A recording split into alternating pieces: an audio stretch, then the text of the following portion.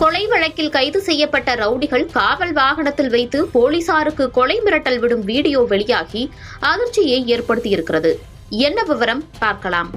நீ ஒரு ஆம்பளை ஒரு அப்பனுக்கு வந்து அச்சில மாட கேட்டா என் கை ஒஞ்சிக்கிறா எங்க அம்மா தாண்டி உதவி சொல்றவங்க சாப்பிட தலையால செத்து போயிடுவேன்.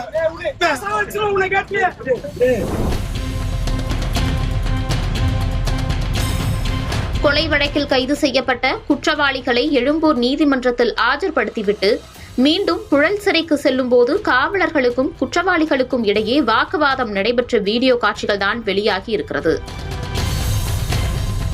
சென்னை அண்ணா நகர் பகுதியில் ராபர்ட் என்பவரை பிப்ரவரி மாதம் பொதுமக்கள் மத்தியில் கொடூரமாக கொலை செய்யப்பட்ட சம்பவம் பெரும் அதிர்வலைகளை ஏற்படுத்தியது. இந்த கொலை வழக்கில் நெப்போலியன், லோகு உள்ளிட்ட சரித்திர பதிவேடு குற்றவாளிகள் கைது